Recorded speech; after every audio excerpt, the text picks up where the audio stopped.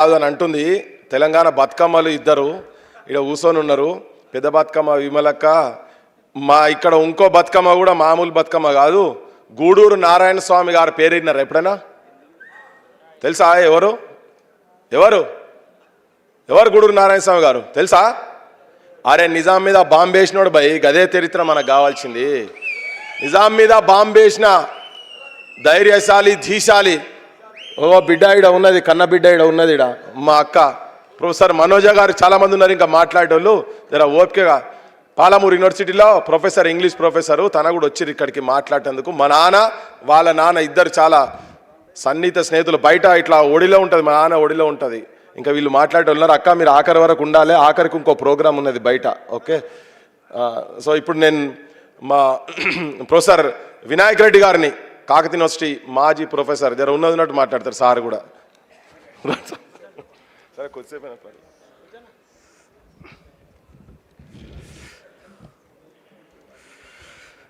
అధ్యక్షులు పృథ్వీ మిత్రుడు, పెద్దలందరికీ నమస్కారం.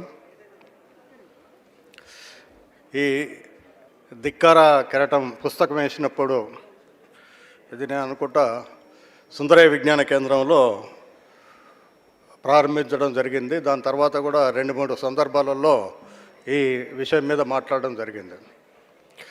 నిజానికి ఈ ధిక్కార కెరటం చదివిన వాళ్ళు పూర్తిగా చదివి నేర్చుకోదగింది ప్రతి పేజీలో ఉంది. ప్రతి పేజీలో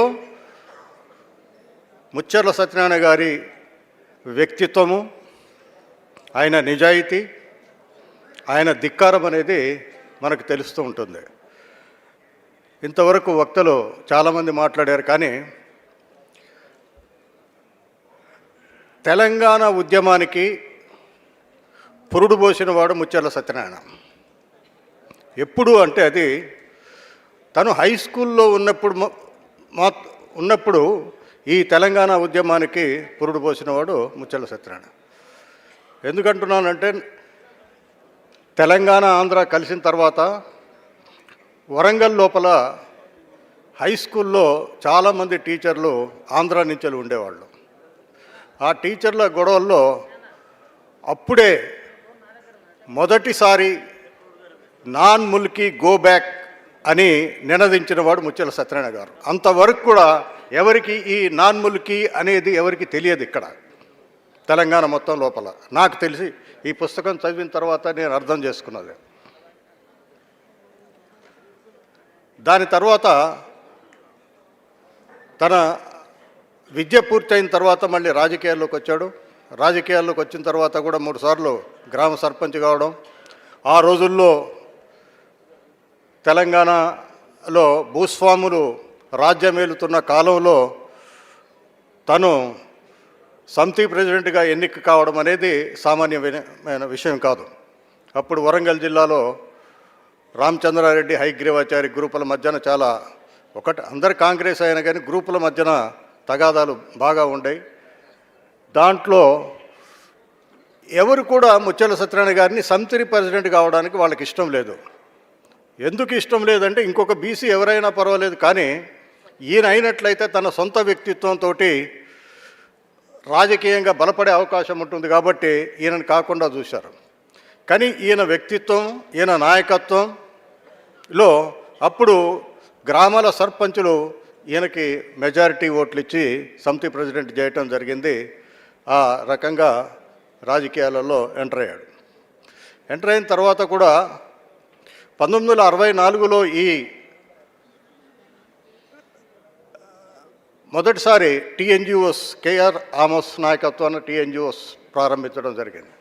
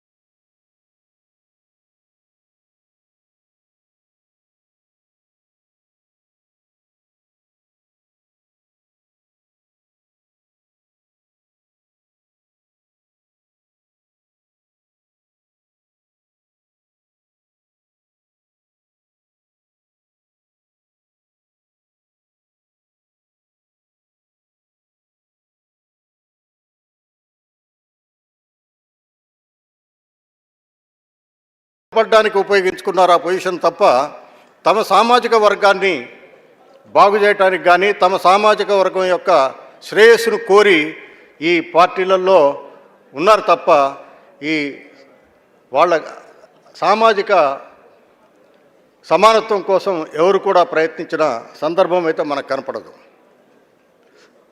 అందువల్ల ఈ ధిక్కార స్వరం అనేది ఇప్పుడు చాలామంది తెలంగాణ పాటలు పాడారు, తెలంగాణ గురించి మనం మాట్లాడుతున్నాం.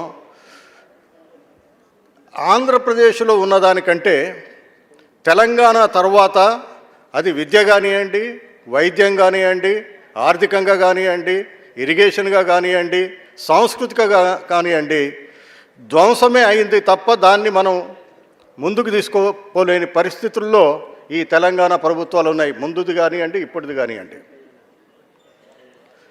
ఈ పరిస్థితుల లోపల మనం చేయాల్సిన పనులేంటి? ఇంకొకటి ఏంటంటే పూర్తిగా తెలంగాణ అస్తిత్వాన్ని పోయే పరిస్థితులు ఇంకా ముందు ముందు వస్తున్నాయి. మేము 1987లో తెలంగాణ ఇన్ఫర్మేషన్ ట్రస్ట్ పెట్టి తెలంగాణలో జరుగుతున్న అన్యాయాల గురించి వెళ్ళి పాంప్లెట్స్ బుక్లెట్స్ వేస్తూ పోతే వీళ్ళకేం పని లేదా అని చాలామంది అన్నారు. తర్వాత 2001లో రాజకీయ నాయకులు ఎంటర్ కావటం, ప్రజా సంఘాలు కూడా అంతవరకు చాలా గ్రామాలలో ఈ తెలంగాణ గురించి వెళ్ళి టీచర్స్ సంఘాలు అనుకోండి ఇవన్నీ కూడా పనిచేస్తూ వచ్చినాయి. తర్వాత రాజకీయాలు ఎప్పుడైతే రాజకీయాలు ఎంటర్ అయిందో రాజకీయ ప్రయోజనాలు తప్ప తెలంగాణ ప్రయోజనాలు ఎక్కడ కూడా మనకి ఉపయోగపడలేదు.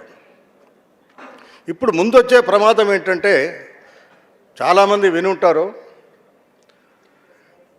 ఈ తెలంగాణని రెండవ రాజధానిగా అంటే హైదరాబాద్ని రెండవ రాజధానిగా చేయాలని, రెండవ రాజధాని చేసిన తర్వాత అది ఎప్పుడైతే కేంద్ర ప్రభుత్వం చేతిలోకి పోతుందో అది ఆటోమేటిక్గా యూనియన్ టెరిటరీ అవుతుంది. యూనియన్ టెరిటరీ అయినప్పుడు ఏమవుతుంది, ఇప్పుడు రేవంత్ రెడ్డి క్రియేట్ చేస్తున్న ఏదైతే త్రిపుల్ రింగ్ రోడ్డు ఉందో అంతవరకు వీళ్ళు ఈ రాజధాని ప్రాంతంగా చేయడానికి కేంద్ర ప్రభుత్వము ఆంధ్ర ప్రభుత్వం మన రేవంత్ రెడ్డి కలిసి చేసే ప్రయత్నాలు జరుగుతున్నాయి. ఆ ప్రయత్నాల్ని అడ్డుకోకపోతే అంటే ఇప్పుడే ఏమి కనపడట్లేదు కదా వినపడట్లేదు కదా అని మనం అనుకున్నట్లయితే వచ్చే ప్రమాదాన్ని మనం ఊహించుకోకపోతే ఆ ప్రమాదాన్ని ముందే పసిగట్టి నిరోధించకపోతే రేపు తెలంగాణ అస్తిత్వం అనేది పూర్తిగా లేకుండా పోతుంది. తెలంగాణ హైదరాబాద్ నుంచి వెళ్ళి తెలంగాణ ఆదాయం లోపల 70% ఆదాయం తెలంగాణ నుంచి వెళ్ళి వస్తుంది. ఒకవేళ దీని రాజధాని అయినట్లయితే తెలంగాణ అనేది పూర్తిగా నిర్వీర్యమైపోయి దేశం లోపల అతి బీద రాష్ట్రంగా ఉండే అవకాశం ఉంటుంది. అందువల్ల మనము తను ఏ ధిక్కారమైతే ఏ ఆశయాల కోసమైతే తన జీవితాన్ని నిజంగా తను అనుకున్నట్లయితే ఏ రాజకీయ పార్టీలైనా కంటిన్యూస్ కావచ్చు, కొంత సంపాదించుకోవచ్చు, చాలామందిలాగా ఉండొచ్చు. కానీ తను ఎప్పుడు కూడా ఆ దిశలో ఆలోచన లేదు తనకి. అందువల్ల మనకు కూడా స్వార్థాన్ని వదిలిపెట్టి తెలంగాణ ముందు రాబోయే ప్రమాదాన్ని ఆలోచన చేసి దీన్ని కాక మనం నిరోధించలేకపోయినట్లయితే రేపు తెలంగాణ అస్తిత్వం అనేది దేశ పటం లోపల లేకుండా పోయే ప్రమాదం ఉంది. అందువల్ల నేను మరోసారి విజ్ఞప్తి చేసేది ఏంటంటే ఇక్కడ ఉన్న వాళ్ళకి కానీ ప్రజలకు కానీ ఈ రాజధాని అనే దాన్ని మనం వ్యతిరేకించకపోయినట్లయితే తెలంగాణ అస్తిత్వం పూర్తిగా పోతుంది. మనం ఇన్ని రోజులు అది రాజకీయ తెలంగాణ ఏదో ఒక తెలంగాణ సాధించుకున్నాం. దాన్ని ముందు సామాజిక తెలంగాణ సమానత్వమైనగా తెలంగాణ సాధించుకోవడానికి ప్రజా పోరాటాలు తప్పదు. ఇప్పుడు ఈ రాష్ట్రంలో ఉండే బీజేపీ కానివ్వండి, బీఆర్ఎస్ కానివ్వండి, కాంగ్రెస్ కానివ్వండి వాళ్ళ సామాజిక విధానమైన ఆర్థిక విధానమైన ఒకటే. ఇప్పుడు నిన్న మొన్నగాక మనం చూసినట్లయితే ఎందుకు నేను ఈ మాట చెప్పాల్సి వస్తుందంటే తెలంగాణ రాజధానిగా మొన్న జూబ్లీ ఎలక్షన్లు ఎప్పుడు రేవంత్ రెడ్డి ఏం మాట్లాడతాడు, కేవలం ఆంధ్ర వాళ్ళ ఓట్లను సంపాదించడానికి అమీర్పేట చౌరస్తాలో నేను ఎన్టీ రామారావు విగ్రహం పెడతాను, ఎవడన్నా అడ్డం వస్తే నేను తొక్కేస్తా అంటాడు. దాని తర్వాత మేము చిన్నప్పుడు చదువుకున్నప్పుడు మమ్మల్ని హైదరాబాద్ తీసుకొచ్చేవాళ్ళు, అసెంబ్లీ, రవీంద్ర భారత్ అని ఇట్లా చూపించేవాళ్ళు. ఇది ఒక సెంటర్, కల్చరల్ సెంటర్. ఈ కల్చరల్ సెంటర్ లోపల ఒక కిరాయి పాటగాడిని బాలసుబ్రహ్మణ్యం, ఒక సాహితీవేత్త కాదు, ఒక సంగీతకర్త కాదు, ఒక తెలంగాణ సంస్కృతి మీద దాడి ఇక్కడ విగ్రహం పెట్టడం అంటే మరొకటి కాదు. అయినా కానీ మన దగ్గర రాజకీయ నాయకులకు కానీ ఇంకా ఇతరులకి ఇంకా చలనం రావట్లే. అది ఒక సూచిక. నిజంగా మన వాళ్ళు కూడా, దాశరథి ఉన్నాడు, కాళోజీ ఉన్నాడు, ఎంతోమంది సాహితీవేత్తలు ఉన్నారు, గద్దర్ లాంటి వాడు ఉన్నాడు, ప్రపంచం యాక్సెప్ట్ చేసిన వాళ్ళు. కానీ తెలంగాణ, ఆంధ్రాలో ఎక్కడైనా మన వాళ్ళది ఒక్క విగ్రహం లేదు. అందువల్ల నేను చెప్పేది ఏంటంటే, రేపు వచ్చే ప్రమాదాన్ని ముందే ఊహించాలి. ఊహించకపోయినట్లయితే ముత్యాల సత్యనారాయణ గారు మొదటి పాట, ఖమ్మంలో పాడిన పాట ఏదైతే ఉందో, ఆ పాట నేను పాడలేను కానీ తెలంగాణ సోదర అప్పటిది ఖమ్మంలో పాడాడు కదా. ఖమ్మంలో సంజీవరెడ్డి తెలంగాణ సోదర జారి పాట. అది కాదు, ఈ ఖమ్మము 1960 రవీంద్రనాథ్ దానికి పోయినప్పుడు పాడాడు. అంటే మనం కాక మన విషయాన్ని మనం తెలుసుకోకపోయినట్లయితే మనం గోసపడతామనేది ఆ పాట యొక్క తెలంగాణ సోదర అనేది. అందువల్ల ఈ విషయాన్ని మీరు తీవ్రంగా పరిగణించి ఈ రాజధాని అనే కాన్సెప్ట్ని, ఒకటే చెప్తున్నాను, అన్ని పార్టీల యొక్క విధానం ఒకటే. అది రేవంత్ రెడ్డా, కేసీఆర్, రేపు వినాయక రెడ్డి వస్తాడా, ఎల్లయ్య వస్తాడా, పుల్లయ్య వస్తాడా, మనకు సంబంధంలే. వాళ్ళు పాలకవర్గ పార్టీలు. దానికి ఒక ఉదాహరణ చెప్తాను. 1953లో ఎస్ఆర్సి కమిషన్ ఇచ్చారు, స్టేట్ రీఆర్గనైజేషన్ కమిటీ. అప్పటికే ఆంధ్ర వాళ్ళు తెలంగాణని కబలించడానికి ప్రయత్నం చేస్తున్నారు. అప్పుడు ఈ ఫజల్ కమిషన్ చెప్పింది ఏంటంటే, ఒకవేళ తెలంగాణ వాళ్ళకి ఇష్టం లేకుండా కలపడం సరైనది కాదు. 1961 లోపల ఎలక్షన్లు అయిపోయి, ఎలక్షన్లో గెలిచిన ఎమ్మెల్యేల లోపల 2/3 మెజారిటీ కాక యాక్సెప్ట్ చేస్తే మాత్రమే కలపాలని ఆ కమిషన్ యొక్క రికమెండేషన్. కానీ ఇప్పుడు జరిగిందేంటి, వాళ్ళు ఆ రికమెండేషన్ పక్కన పడేసి ఆంధ్ర లాబీ ఢిల్లీ మీద వాళ్ళ ప్రభావం చూపించగలరు. 1955లోనే తెలంగాణ ఆంధ్రాని కలిపేసి ఎట్లా కలిపేశారో చూసాం. ఇప్పుడు కూడా ఆంధ్ర లాబీ, మన తెలంగాణ వాళ్ళు ఇప్పటికీ ఏ రాజకీయ పార్టీలో ఉన్నా కానీ ఢిల్లీ రాజకీయాల్ని ప్రభావితం చేసేవాళ్ళు లేరు. అదే ఆంధ్రాలో చూడండి, ఆంధ్ర ప్రతి రాజకీయ పార్టీ యొక్క నాయకులు ఢిల్లీని రాజకీయాల్ని ప్రభావితం చేసే అవకాశం ఉంది.